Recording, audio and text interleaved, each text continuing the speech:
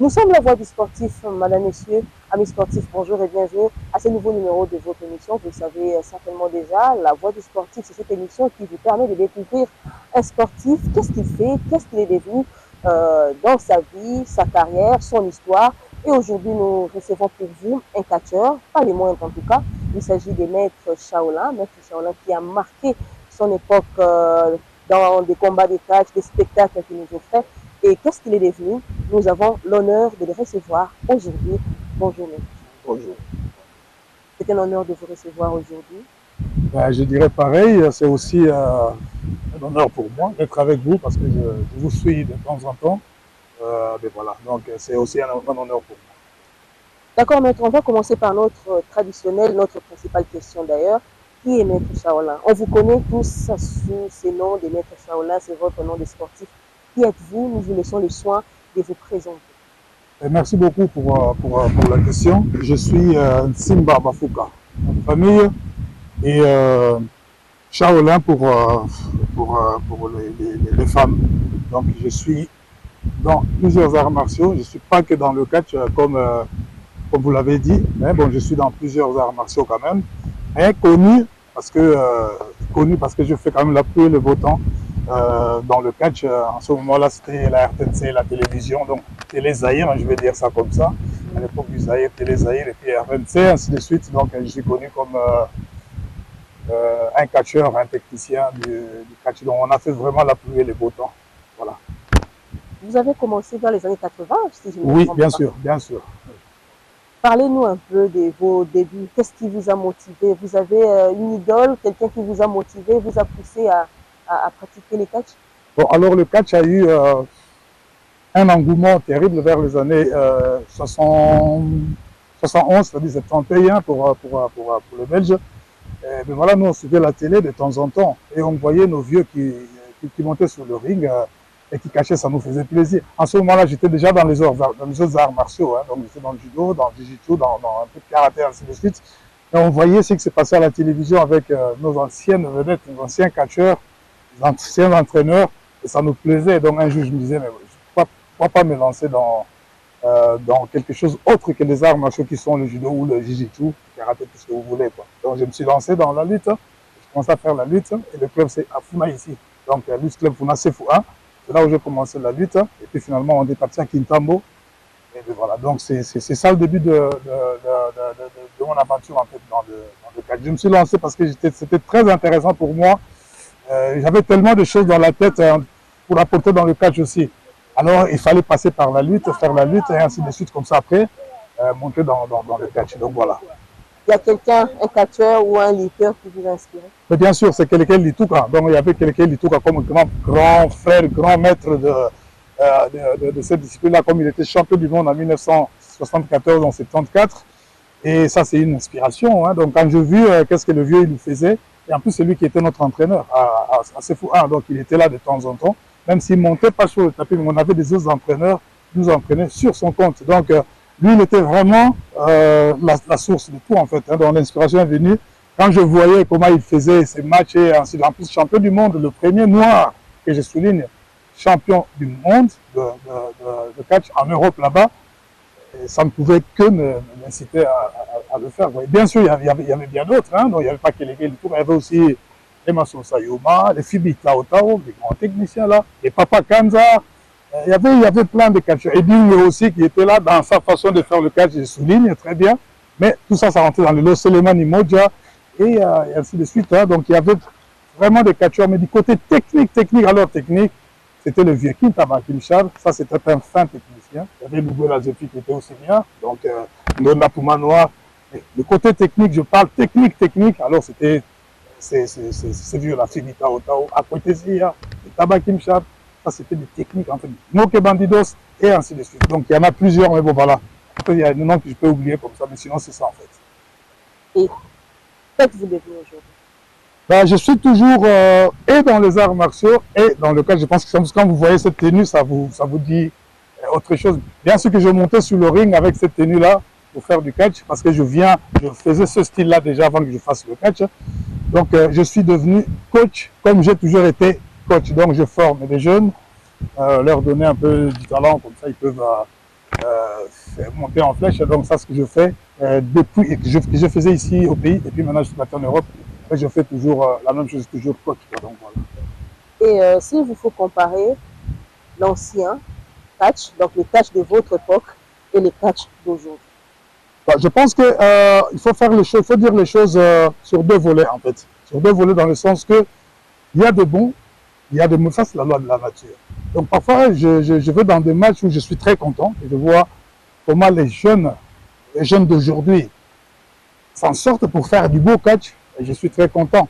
Et parfois aussi, hein, des fois, je vais voir des choses qui ne ressemblent pas au catch en fait. Et c'est ça que nous déplorons. Je ne suis pas le seul à le faire. Et ça fait très mal de voir parfois des scènes de catch qui ne sont pas bien. Donc il faut dire qu'on est africain, donc on a quand même une forme de culture qu'on doit suivre aussi. Je veux dire, tout ce qui est obscène, ça ne marche pas avec l'africain. Mais maintenant, là, dans le catch aujourd'hui, là, il y a plusieurs personnes qui sont quand même dans ça. Il y a pas mal de gens, je veux dire 60 ou 80% des jeunes qui sont rentrés dans ce genre de trucs qu'on appelait dans le temps de Kapu Kango et qui était une journée sur on appelait des amulettes en fait. C'était des amulettes, ouais, avec les vieux kaboules et tout ça. Ça, c'était des amulettes. Et maintenant, là, ça prend un envol pas possible, en fait. Donc, tout le monde veut faire du catch, mais avoir quelque chose à côté et tout ça. Et ça, ce n'est pas un problème. Mais il faut que ça soit quand même dans les normes. Mais maintenant, là, il y a des scènes qui sont très, très honteuses. Et puis, parfois, vous, si vous êtes mère de famille, vous avez une famille, vous aurez peut-être honte d'aller vous présenter pour regarder le match de catch. Parce qu'il y aura de bons, il y aura de mauvais. Alors quand je dis le mauvais, c'est pire, alors c'est vraiment pire. Donc voilà, c'est le problème. Une autre comparaison, c'est maintenant le catch national au catch international. Ce qui se passe aux États-Unis, par exemple, oui, et le catch qu'on pratique ici au pays. Voilà, les États-Unis servent d'exemple parce que c'est quand même une bonne structure de catch. Hein. Ça, on peut le dire. Hein. Donc, il n'y a personne qui peut nier ça. Ils ont monté une structure en fait. Ils mettent de l'argent. Il y a l'État qui est derrière, il y a ça, les sponsors, les gens qui ont des moyens, qui mettent de l'argent pour ce business-là. C'est pour ça que vous voyez que le catch américain, c'est grand. Mais ils ne sont pas aussi grands que les autres. Ici, c'est question de structure. C'est nous qui sommes des entraîneurs en Europe là-bas. Quand on est parti en Europe, moi par exemple, premier combat de la soirée, c'était le meilleur combat de la soirée aussi. Hein, contre Robin de Kim. Il y a des gens qui ont déjà vu ça. Il était professionnel. Et quand on a fait le match, qu'on a fini, là, il a posé la question, tu viens d'où comme ça? Je dis, mais je viens du Congo, je viens tout frais du Congo, donc je viens d'arriver. Lui, dans sa tête, j'étais déjà là-bas. Voilà, c'est complexe là. C'est-à-dire, il y a quelque chose qui est bien. Le pays, il y a des talents, il y a des choses qui sont bien ici, il y a des gens qui sont bien entraînés. Mais c'est question de suivi aussi. Si il n'y a pas de bonne structure, on peut tout dire, et c'est très compliqué là. Moi, je vois des jeunes qui font un peu du sport ici, qui courent ici, ouais, en plein soleil, et ainsi de suite. Et après, ils vont s'essouffler, peut-être qu'ils n'ont pas de l'eau à boire parce qu'il n'y a pas l'argent, il n'y a pas ceci. Et tout ça, ça abîme aussi le corps. Et vous savez, les Américains, ils sont bien organisés là-dessus, les Européens, ils sont bien organisés là-dessus. C'est-à-dire que les choses se passent dans les normes et qui sont correctes en fait. Mais ici, parfois, il y a des choses qui ne sont pas à leur place, donc on fait du forcing. Je suis très content parce qu'en passant, je vais dire bonjour à Bakole. Ah oui, maintenant tout le monde, ah oui, Bakole. Mais ça s'est passé aux États-Unis. S'il était juste de la négligence. Et quand on part ailleurs, c'est là où il y a de la valeur de la chose. Mais ici, sur place ici, je vous certifie qu'il y a des talents. Il y a des jeunes qui valent la peine pour aller un peu plus loin. Mais c'est question de bien le coacher. Et c'est pour ça que nous, on est en train de travailler là-dessus. Donc voilà, justement. Maître Charlin, tout à l'heure, vous avez effleuré un point, la pratique du fétichisme dans les catchs congolais. Que pensez-vous de ça? C'est une pratique à bannir? C'est une pratique que vous contestez? Que pensez-vous de ça en tout cas? Je venais de dire tout à l'heure, il y a les valeurs africaines qui sont là, caractérisées par le respect, okay? Humain à humain. Ça, c'est l'Africain. On est connu pour ça, on a le respect. Donc, s'il faut parler fétiche, non, je ne peux jamais. J'étais ici. Nous étions parmi les grands techniciens du catch. On a monté des structures justement pour abolir tout ça, pour bannir toutes ces pratiques-là, parce que ça ne sert à rien du tout. Vous vous rappelez à l'époque de l'Inter-Africa où on a monté une structure avec les Texas, Mwimba, tout ça, Albinos. Mais on était au top. Hein. Cela ne veut pas dire qu'il faut être féticheur pour qu'on soit au top. Maintenant, vous recevez Shaolin parce que vous connaissez l'histoire de ce Shaolin comme un grand catcheur qui a fait la pluie et le beau temps dans le sens positif du catch. Donc, je ne peux pas être content des scènes que je vois. Et on va monter sur le ring, on déshabille quelqu'un, comme ça là, on le déshabille. Quoi? Après, c'est l'arbitre qui monte le bras de l'autre, qui lève le bras. Oui, toi, tu as gagné parce que l'autre, tu l'as déshabillé. Vois, tous ces genres de choses. Et les gens, parfois, il y a aussi des gens qui sont contents de ça. Et moi, je me pose toujours la question, qui sont ces gens qui applaudissent ces genres de choses? Il faut voir leur classe aussi. Moi, je ne crois pas que comme je vois là, que vous êtes là, et que vous voyez des scènes comme ça, et à la fin, vous applaudissez, ah, félicitations, bravo, vous allez serrer à la main à des gens comme ça là. Non. Nous sommes des Africains, alors l'Africain est gardé par le respect.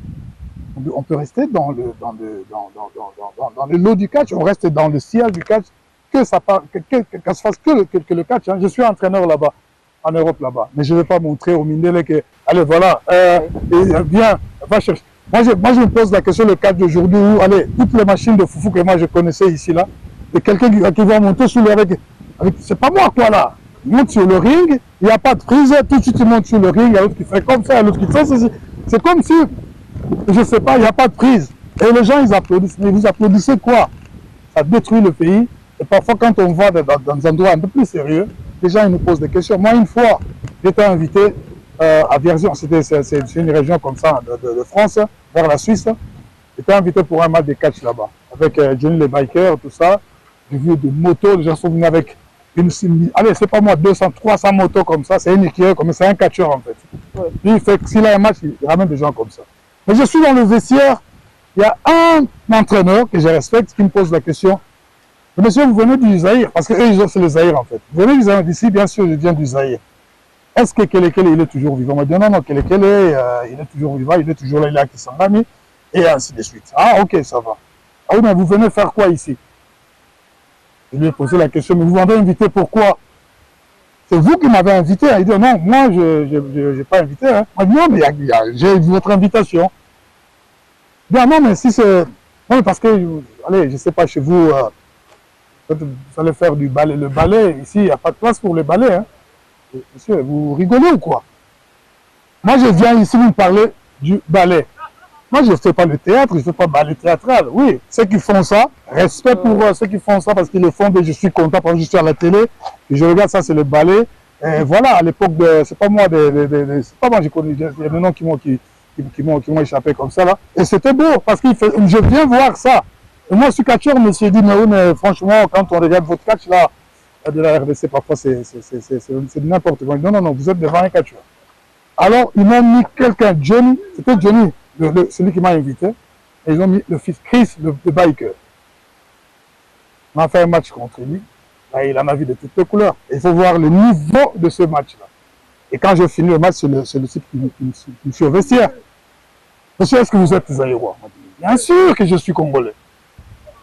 Ah non, mais parce qu'il m'a dit, mais bien sûr. Vous ne croyez pas qu'il y a des gens qui savent faire du catch mieux qu'eux là-bas. Voilà quoi, donc ça nous valorise. Mais avant, ils te délirent comme ça parce que ce qu'ils voient, si on met sur YouTube, on met des images parfois, il y a des choses obscènes hein, qui ne sont pas bien justement. Donc, voilà quoi. Est-ce que vous pensez un jour aussi former la jeunesse?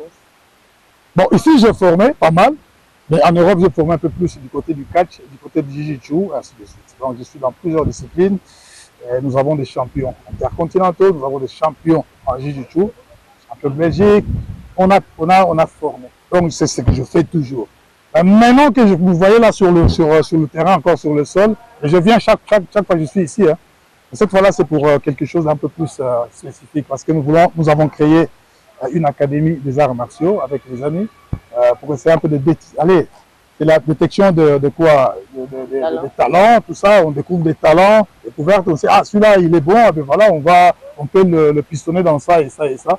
Et ça, c'est pour ça que je suis là et que je cherche encore des coins où on va mettre du matériel. Parce qu'on a du matériel des matériels qui peuvent faire parler le sport. Parce qu'il faut que le matériel fasse parler le sport aussi. Donc, Et on a ramené ce que nous pouvons. Et on cherche un petit coin, un bon coin pour pouvoir reformer quelques personnes pour les monter. Donc voilà, c'est ça le but c'est pour ça que je suis là. Voilà. Et quelle relation entretenez-vous avec les autres catcheurs congolais? Très bien, je suis toujours avec eux. Hein, je suis toujours avec eux. On a créé une association des anciens pratiquants et ainsi de suite. On appelle APEC. Donc on a créé ici, sur place ici. Donc je suis toujours en relation pour essayer un peu de parler de tous ces mots qui rongent le catch, tout ce qui est bien dans le catch qu'on peut encore donner encore un peu du tonus pour que ça monte encore plus. Donc c'est de bonnes relations. Je suis bien avec tout le monde, tout le monde. Même ceux-là que je viens de dire qui nous tapent la honte de temps en temps, et on ne va pas les jeter, hein, parce que nous sommes là pour les ramener. Il ne faut pas dire, ah oui, mais ça ne va pas. Non, non, non. Il faut qu'ils soient avec nous. Comme ça, au moins, ils vont comprendre quel chemin ils peuvent suivre. Vous êtes devant quelqu'un qu'on respecte là-bas en Europe. Ah oui, ça, je peux vous le dire. Ce n'est pas pour me taper sur la poitrine, non, je ne parle pas de ça. Mais vous êtes devant quelqu'un qu'on respecte là-bas. Voilà. Pourquoi? Parce que j'ai fait quelque chose de correct. J'ai voulu être correct pour donner de la valeur à mon pays. Donc, il faut que je fasse des choses bien. Et je le fais très bien. Et je dis à tout le monde, faites ça bien. Ça, ils connaissent. Tu me demandes de faire, ah, mais est-ce qu'il y a moyen? Est-ce que tu peux venir parce que je fais ça? Moi, je te pose la question, tu as bien fait ça pour que je vienne. Ah, si tu le fais très bien, mais tant mieux. Et si tu ne le fais pas bien, mais voilà, là, il y a un problème. Mais on ne jette pas des gens comme ça, on ne laisse pas tomber, mais on essaye d'aider un tout petit peu, donner quelques 2-3 conseils. Ça marche, tant mieux. Ça ne marche pas, tant pis. Mais on essaye toujours. Donc voilà. Quels sont vos beaux combats, vos meilleurs combats, les mauvais souvenirs dans votre carrière? Non, j'en ai beaucoup quand même. Quand j'étais ici, bon voilà, moi, vous voyez, les techniciens, ces gens qui font du catch aujourd'hui, ces gens-là qui veulent faire le catch technique, vous allez voir que c'est chaud là-dedans parce qu'ils veulent toujours essayer de faire des choses que nous, on faisait donc, dans le temps quand on était ici. Ça, c'est déjà quelque chose. Donc, on a laissé quelque chose de positif dans ce pays ici. Correct, on était correct, donc ça, c'est déjà un. Donc, au niveau de, c'est comment on va dire, des trophées ou tout ça, à notre époque, je faisais partie des gens qui, chaque fois, quand vous regardez le journal, c'est toujours, comment on dit ça encore, il y avait un terme qui disait révélation de l'année, meilleur catcheur, ceci, cela. Donc ça, j'avais tout. À ce moment-là, il n'y avait pas de championnat où on va gagner la ceinture. Ça n'existait pas. C'était juste ça. Meilleur combat, meilleur technicien, meilleur... Donc c'était ça, quoi. Donc on a fait ce travail-là. Et en Europe, là-bas, c'est là où j'ai fait autre chose, parce que là-bas, c'est un peu plus professionnel. J'ai formé des champions, comme je viens de le dire, des champions intercontinentaux, en l'occurrence les Caïmans, les Master Kong, les Cheikh Kamal, Achille. On a formé beaucoup de gens qui sont vraiment des champions, Renaud Raiden et ainsi de suite. Donc on a formé des champions et dans le catch et dans le jiu-jitsu, comme je viens de le dire, parce que nous avons des jeunes qu'on a sortis qui sont ceinture noire, deuxième dan, troisième dan, qu'on a sortis dans le lot du jiu-jitsu et voilà, qui sont devenus des entraîneurs, qui sont dans des fédérations internationales. Ça, c'est le travail qu'on a fait sur place là. Voilà. Et à part les catchs, vous faites quoi d'autre? Donc, en dehors du sport, je veux dire, parce que comme je viens de le dire, je suis dans les arts martiaux, tout ça. En dehors du sport, ma formation, c'est économiste. En fait, moi, je suis économiste, mais j'ai oublié la comptabilité, hein, parce que je suis resté trop dans tout ce qui est coup de poing, projection, tout ça. Allez, vous cherchez la clé, mais positivement. Et donc, voilà, comme je suis économiste, mais bon, allez, je pratique plus ça. Mais je suis que dans le sport. Depuis que je suis en Europe, je fais que du sport. Voilà. On va un peu parler de la vie des catcheurs congolais. Il y a des catcheurs qui ont vraiment marqué leur époque. Aujourd'hui, on ne parle plus d'eux. Il y a d'autres qui sont morts, malades, dans des conditions atroces, bizarres. Il y a d'autres qui sont encore vivants, qui peuvent passer, qu'on ne les reconnaît même plus. On ne fait plus attention à eux. Comment sentez-vous cette histoire? Je suis mal pour ça. Je suis malade pour ça. Je vais prendre un exemple. Je vais aller plus loin. Si je me fais passer pour un journaliste, je vous poserai la question, est-ce que vous connaissez Decantor? Non. Et pourtant, voilà tout ce que vous voyez là, le sport que vous voyez là. C'est lui, hein, Decantor. Et il est mort, il est décédé. Ni trompette, ni tambour, parce qu'il était dans les armes. C'est pourtant nous tous, nous sommes le fruit de Decantor. C'était le premier. Voilà. Là, il est parti comme ça. Il y a plein de choses qui se passent dans le pays qui parfois on déplore ça. Mais si on le dit si haut, peut-être que ça ça choque certaines personnes dont on essaie d'avoir des problèmes. C'est vrai que parfois, on essaie un peu de le dire tout doucement, en fait, tout doucement, hein, relax et tout ça. Mais récemment, si je vous... Allez, je vous dis, récemment, oui, on a perdu quelqu'un. Si je vous pose la question, si vous connaissez Pélican, ou non. Et pourtant, si on est catcheur ici à Kinshasa, mais c'est Pélican. Il vient de décéder il y a quelques temps là, il y a un mois, 2 mois. Il vient de décéder, il y a un mois, je pense, il y a un mois. Il vient de décéder. Bon, on va profiter pour dire que certains musulmans, alors on les enterre vite. On peut profiter pour ça. Mais c'est quand même Pélican qui était mort. Ça, si je vous montre ça, ça veut dire Catch Kinshasa 2024, tournoi des nations. Hommage à Pierre Kelekele, champion du monde 1974 à Berlin. C'était en ce moment-là qu'il y avait un grand championnat ici, Mohamed Ali contre Foreman. Et c'est ce type ici-là, Kelekele, qui était champion du monde à Berlin. Et je vous dis, l'Allemagne, c'est pas n'importe quoi, c'est pas n'importe quel pays pour le catch en fait. Et lui, il était champion du monde là-bas. Et il est décédé. J'ai regardé les images autrefois. C'est des petits voyous qui couraient avec son cercueil. Et le cercueil, il est tombé et le corps est sorti. Cercueil, je vous dis ça, hein, cercueil cassé ou quel est tout quoi. Ça m'énerve. Non, on passe à autre chose. Ça m'énerve. Quand je vois ça m'énerve quoi. Donc médaille Oyo et Zokendepé Kisangani. C'est en mémoire de Pierre Kelekele Lituka, décédé le 9 avril dernier, que la présidente de la Fédération congolaise de lutte associée a organisé cette journée de recueillement. Ici, il était également question pour les membres du comité des sages de la lutte de lui rendre des vibrants hommages. Cette cérémonie, c'est en hommage au champion du monde Pierre Kelekele, qui est mort à Kisangani. Ici à Kinshasa, la Fédération congolaise de lutte n'est pas restée indifférente à la mort de notre champion du monde. Donc cette petite cérémonie a consisté à faire, à poser un acte qui est la remise de médailles à titre posthume pour le champion du monde Pierre Kelekele. Je crois qu'il est temps qu'on se réunisse, qu'on soit solidaires et qu'on puisse penser les jeunes aux plus vieux et les plus vieux aussi aux jeunes. Donc les jeunes ne peuvent pas être sans les Kouloutou, les Kouloutou aussi ne peuvent pas être sans la jeunesse. Donc c'est le message à passer, c'est la solidarité dans le sport, dans notre fédération. 2 temps forts ont marqué cette cérémonie. D'abord, les différents témoignages de tous ceux qui l'ont connu à l'œuvre. Un véritable moment de détresse, mais aussi nostalgique. Mais te féliciter notre maman avec le sang biso à récupérer biso et c'est ngomi bête pour la maman et c'est ngomi marié na kalisi c'est les gars avec elle que ton âme se repose en paix.